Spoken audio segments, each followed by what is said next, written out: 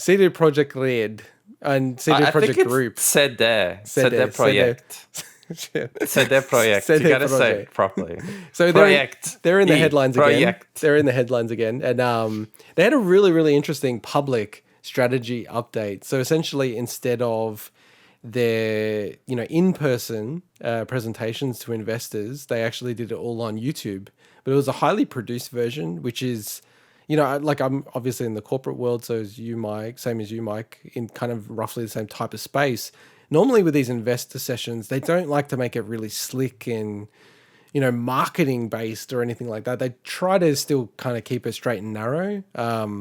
So I thought that was really fascinating from the start. So we just wanted to call out, some of the interesting things there. So they really laid out some of the groundwork of what they're going to do going forward, which included their annual plan. So they're shifting from a 5-year plan to an annual plan that they'll update every year, obviously. Very huge focus on Cyberpunk 2077 and Witcher. There's a bit later, and we'll chat on it, just around the quote unquote flywheel, which is getting super businessy, super corporate. But, it does seem to be a massive thing for them. They, by itself have referenced the fact that the way that the PR went for Cyberpunk, they're not going to repeat that. So they may tease games, but they will not have a huge campaign until they're super confident of hitting a date. And almost like the biggest bit of news, and there's other things that we'll call out, but almost the biggest bit of news is like they're pretty much changing the way they develop games from next year on, which is moving to agile, so having cross-functional teams. So they have very strict departments at the moment. They're going to break it down into agile teams. So you normally see up to 12 people. So you'll have artists, programmers, all different people involved, and splitting into 2 big teams. So this is under their Red 2.0 initiative, where they'll actually support 2 new AAA titles that they'll be developing next year. So Swinny, what did you think about all of this?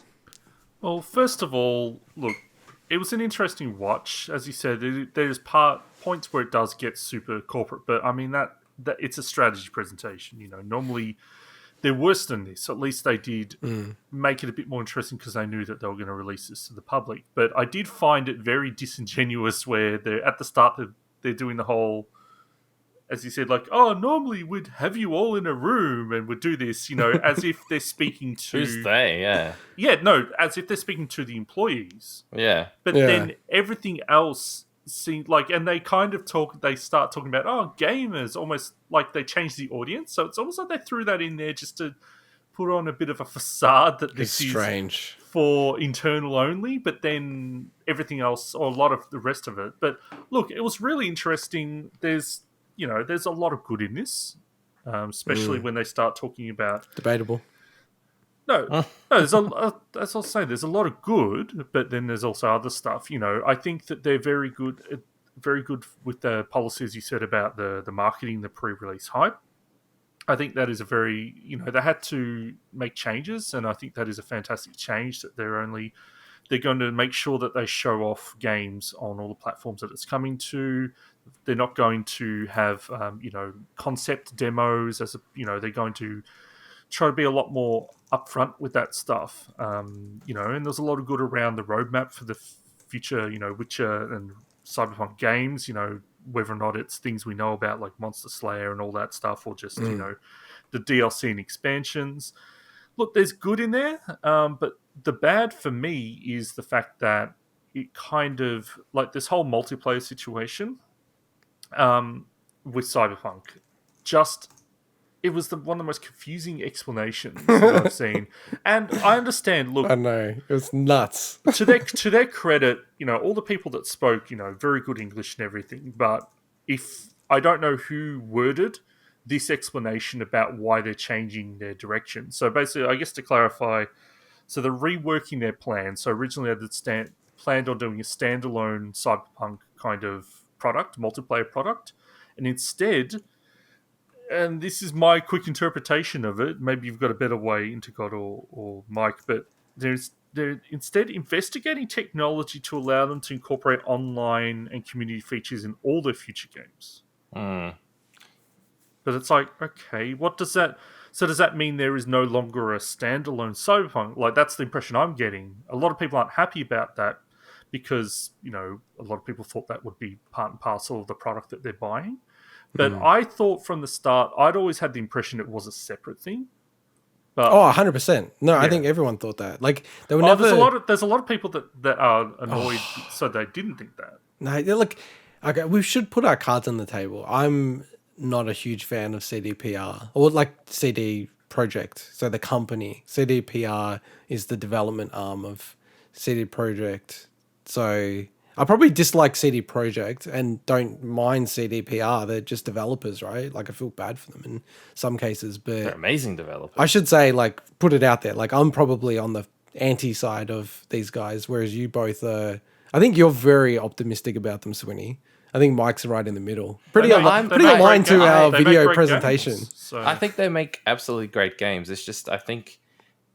so on that topic, and sorry, I don't mean to butt in or anything. They make great games, but like the PS4 version and the base Xbox One version so the corporate of CD Projekt component of it, I don't like either, and which is quite ironic because the entire presentation that they did was so corporate-y, it wasn't even funny.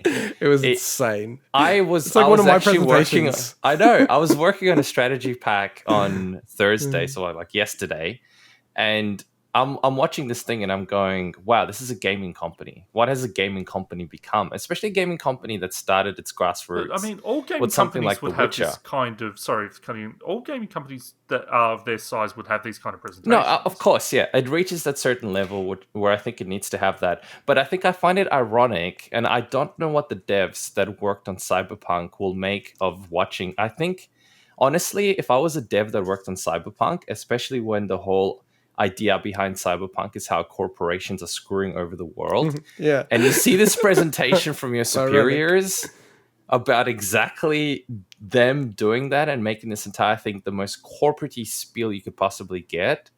The irony is just insane. And I don't know what I'd feel like as a dev. I'd actually be pretty pissed off, to be honest, if this kind of thing came out. I get why they have to do it, and I get that they need to run it as a business like that. But the way it was done, and the fact that, like, little tiny details were really weird. If I was a company like that where I had to do a marketing spiel like this, to do a strategy pack or a strategy presentation, I would at the very least interject a bit of humor or some flair that's sort of associated to the company itself.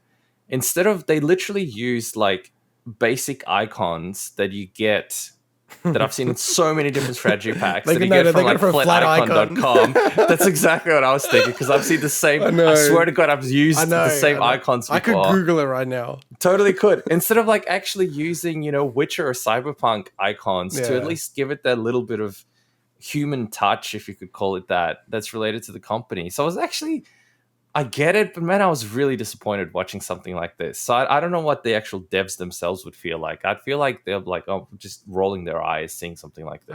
How do you know that's just not how it is all the time there?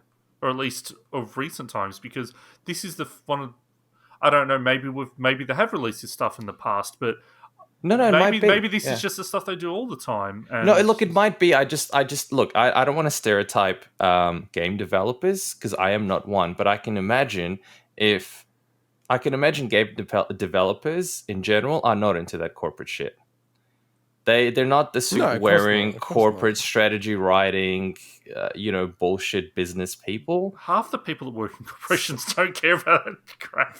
I know that, but having to kind of like, I think it's so ironic and just so not. I kind of get what like Mike's saying, because I know some mates who, because I did programming at uni, so same as you, Mike. But a lot of my mates, like, there's some of them went into like games and game development. Some, like most didn't. Most went to the corporate path. And the ones that went down the other path, it's more artistic, more like, I don't give a shit about money. I just want to do something I'm passionate about, doing something fun, creative. And honestly, like, they get ripped off, man. They're like more of like much better coders on average, I would say, than a lot of the corporate people I know. And they're probably getting half the money, right? Yeah. So it's kind of that space. Look, like, I kind of get where you're coming from, Swinny. And I think it's just that we fundamentally have very different ways to approach these things. See, I really dislike CD Projekt coming out saying that they're holier than thou, that they're totally different in terms of other game companies. We don't do crunch. We're pro gamer. We're honest company, all this stuff. And I feel like everything that they said, they basically threw it in the bin and said, well, we want to make more money, right? Because there's no reason why they should have released Cyberpunk when they did. And they did it anyway because they wanted the money, right? Well, like, you can't argue with anything else other than that. Well, I'm not talking about, like, I'm not defending any of that stuff. We know how horrible that is. My question is, what are you expecting them to do at this time? Just stay quiet? Like, they've got to rebuild. And to rebuild, you've got to communicate what you're rebuilding. Yeah, but this was not a good communication for me, right? And honestly, I could do like a 3-hour video on just this 20-something minute video, 24-minute video, right? You know, from the start, they go, oh, our values are quality, right? That's their first and most important value. Well, if your value is quality, you have absolutely fucking failed, right? Because they've admitted that. They've said that you don't have it as your value. No, but the point is they've always had that, like, the quality of their games. But it's not their value. It's not their value. Like, that's just the BS value. Yeah, I agree with Intergot on this one. I think they do. Like, it's a weird one. I kind of agree with you both because I feel like it's a value that they might hold. Nah, it's not. They just don't adhere to it enough. That's not how values work. Values are I know that. the things you do, not the things you promise you do, right? Well, it's the things you have on a wall somewhere in an office and in a bunch of PowerPoint presentation packs that are supposed to govern the decisions that you make, which clearly they didn't really use properly when it came to decisions like releasing Cyberpunk way too early. Yeah. Well, no, but I think from a business decision, it might not have been the worst decision. I might have made the same decision from a business perspective. I'm not saying from a business perspective, though, right? And if their values... But from a business perspective, I wouldn't have made that same decision. Because, come on... the amount of money that was on the line... No. The amount of money that was on the line... Yeah, but the amount of money you could lose as a result of making a decision like that. No, but look at people massive. like Swinney. He's already, like, eating up what they're saying here. No, that's... The but point he won't is buy that the game now. He will. No, look, okay, that's a separate thing. What I want to basically say with this is, I know it's a value of theirs because I've played their games that are of high quality. Okay, Witcher 3, Witcher 2, these are amazing high quality games. Yeah, but Witcher 3 release broken. But quality isn't always about, okay, is the game buggy or not? The quality of the experience, the quality of the experience, the quality of the story, the quality of the systems, the mechanics. There's a lot more than just, is it buggy or not? No. So, like, a Tesla is not high quality. If you sit in a Tesla, you'll notice that the dash doesn't even sit properly in some of them, right? Yeah, the you doors can never don't align, the panels are so bad. You can never argue it's high quality. I'm not saying The Witcher 3 isn't a masterpiece. That's a different thing. It's a different thing. It's like, is there depth to the game? Is there passion? All these kind of things. 100%, right? But quality has a certain meaning, and they do not make quality games. It's just not what they do. They've never done it. You haven't even played any of their games. Are you disagreeing that Witcher 3 released broken? It didn't release broken. It released with bugs, but it wasn't broken. Far out. I thought you were an Xbox shill. You're like the CDPR shill. No, Witcher 3 was not broken. It was buggy, but it was not broken like That is not Cyberpunk. high quality. That's not what quality means. Quality has a meaning. That's not the meaning of quality. What I'm saying is that in the past, their values, they've put out very, very high quality games.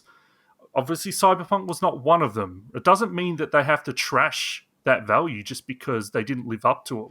Well, it's changed anyway now. It's quality and team something, wasn't it? Because they changed No, this is their new value. Their core value. No. Their core value was quality, but that's now changed to quality and... I'm looking at it. It's saying quality as our top priority. Oh, anyway. But I thought the new one was quality and team or something. No, the next one is passionate teams with as our greatest strength. Anyway, I think we're wasting too long on what is a corporate value, but they reaffirmed that is the top priority for them, and that is one of the reasons. Obviously, they're and alongside money, which is the primary reason, trying to fix all this crap. They don't mention money once in this presentation. Oh, well, I would love... I'm sure there is a company out there that just has a value that's like money. It just says money. Macquarie did. Like, legitimately, like, it's one of the values.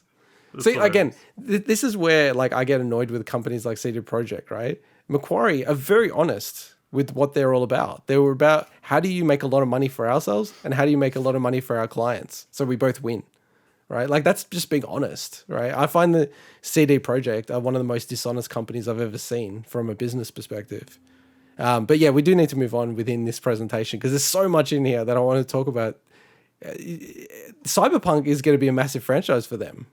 Like the fact that they're calling Cyberpunk a franchise when the only game in the franchise, quote unquote, is one, and it got pulled from the biggest store that's available, which is PlayStation Store. It's like a bit of an interesting franchise. And also, they don't own the IP. I don't understand this company. This company is bizarre to me. But they don't own the Witcher IP. No. They have an agreement now on that. So yeah, but I'm saying, I mean, they're both adapted IPs. So yeah, I got to be careful because I don't know the full detail. I know with Witcher they came up with an agreement with the author.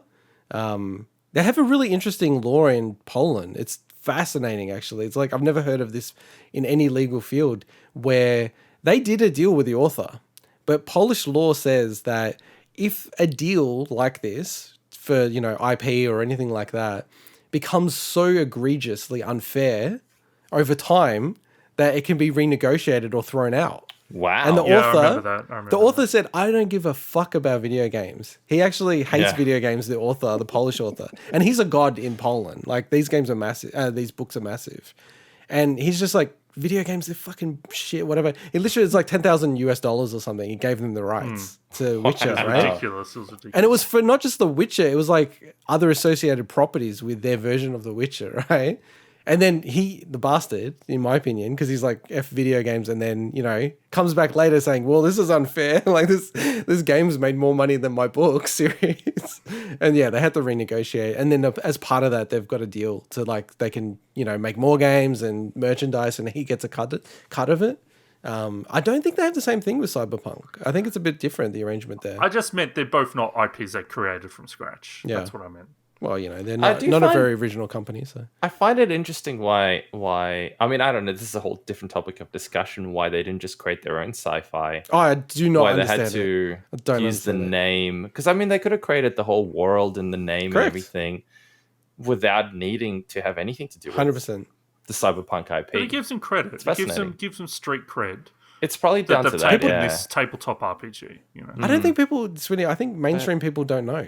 I think mainstream people just think it's their IP. Cared. I agree, but I'm just saying, like, that's one of the reasons, because, it wouldn't have cost much to gain. It's probably down to that. License. They probably didn't have, the cost would have probably been low enough that they didn't.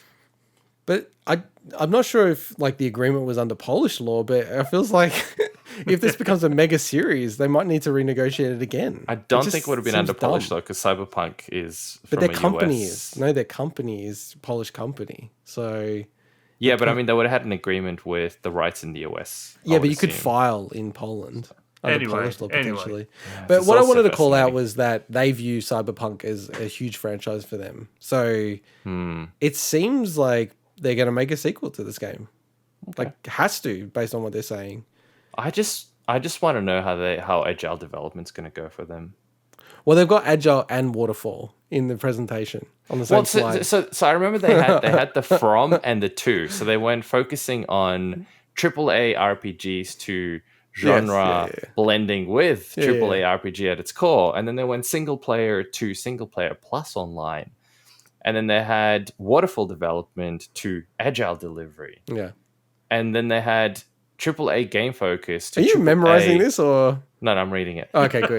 Plus broad IP ecosystem in mobile and beyond gaming. And then the last one that I was trying to find before and I'm gonna object to this. Yeah, it's okay. Just a sec.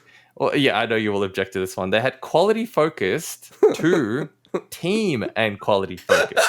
The reason why they had that, and I get why they had that, is because they didn't want to seem like, oh, well, you guys only focus on quality at the cost of everyone's well-being. Which, by the way, they did actually talk about how personal well-being and mental health is really important, and I do think that the management is taking that seriously because of everything that's been going on. Look, if you find like if there's one thing that you'd get me to like give them absolute shit about was what they did with Crunch. Like, anyway, we've had a whole segment about that, but yeah, just want to say that look, I felt that was just like that was a part that just made me roll my eyes, honestly.